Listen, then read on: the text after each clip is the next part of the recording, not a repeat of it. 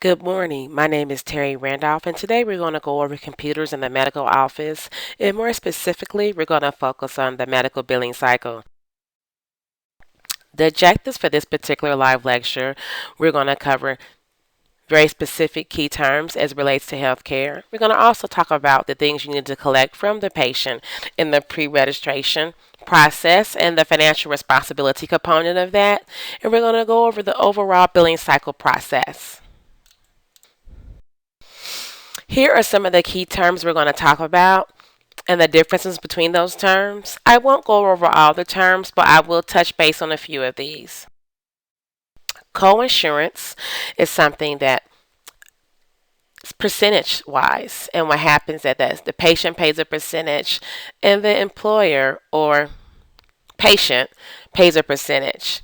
Coinsurances can range from 90-10, 80-20, 70-30. You oftentimes probably see more of a 70-30, 80-10 plan, but what that means is that the employer in the 90-10 plan, the employer will pay 90% and you, the patient, will pay 10%. So coinsurances are always in percentages. Copayment, you all probably have because they don't really have any insurances anymore who do not have a copayment. But with a copayment, you pay that at the time of visit. It usually ranges anywhere from $15 to about $40. And some of you have various copays depending on what kind of provider you're going to see. If you're going to see a family practitioner versus going to see a specialist versus going to the ER and you're not admitted. So those amounts can vary, but the copayment is something you want to take care of at the beginning of your visit. A deductible is something that a patient or a guarantor or policyholder has to pay for before services are being paid for by the insurance carrier. More frequently, you probably see a 5,000 deductible, which means some of your services rendered when you're going to see a provider, some of those services will be applied towards your deductible. When those services are applied towards your deductible, that is the out of pocket portion you pay. And you have to keep paying a certain out of pocket portion until you've met your deductible. Once you have met your deductible, the insurance will pick up the remaining portion of your balances on any treatment you received. And your deductible actually renews every time your insurance renews. The average employer insurance renews during their fiscal year, which is usually their calendar year, which renews every January, but occasionally you'll have an employer whose insurance plans will renew June, July, October, whenever their fiscal year renews.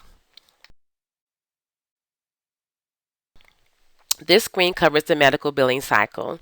And as you can see in this particular picture to the right, there are 9 particular items that I'm going to cover with you as we go over the medical billing cycle. The first component is pre-registration. And what people need to realize is that pre-registration is very important. When a patient calls to schedule their appointment, the first thing you'll definitely want to do is make sure you obtain all their demographics, but you also want to find out who the guarantor or policyholder is, and you want to get as much information off of that insurance card as you can. The reason for that is for you to verify that the insurance is effective and potentially what the patient's out of pocket cost is going to be, and have this, are you an in-network provider? Are these services going to be rendered? And the patient likes to know how much they're going to be having to owe out of pocket. So it's definitely good to make sure you have all that ready to go before the patient gets there. And it really helps on long waiting times in the lobby.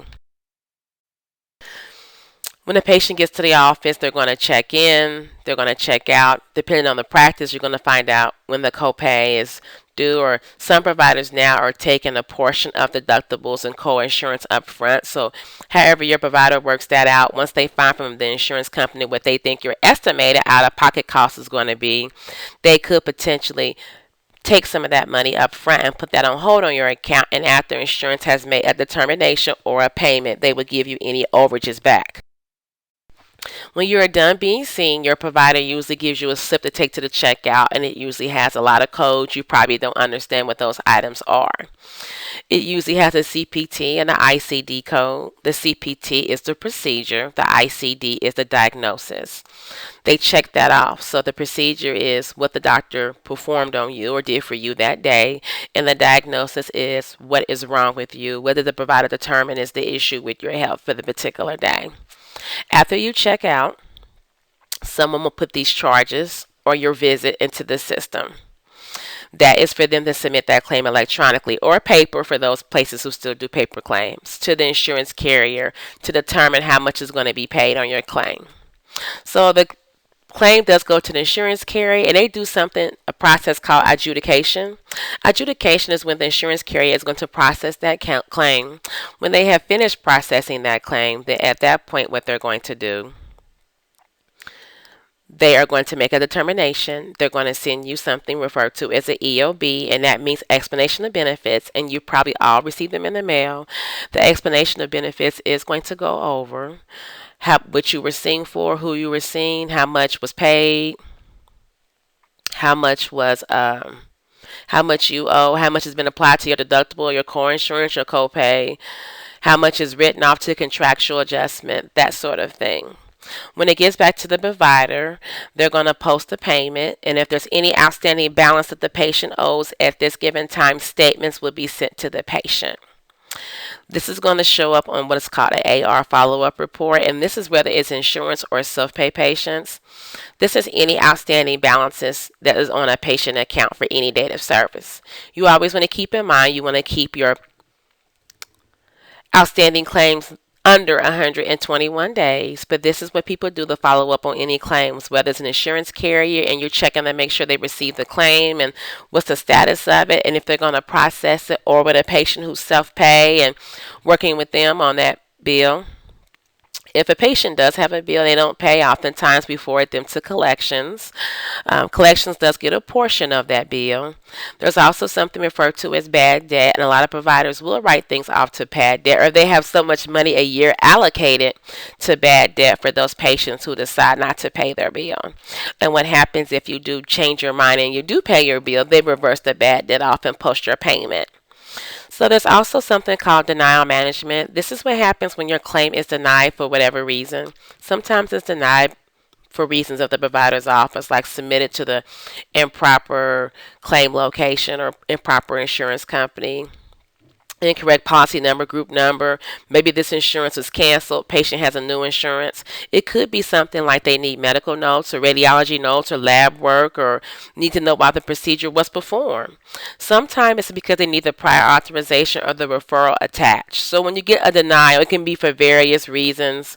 It can be a provider, some of his numbers issue, his NPI, that sort of tax ID issue. So whatever the denial is, try to work it as soon as possible so you can get that claim processed and get it paid.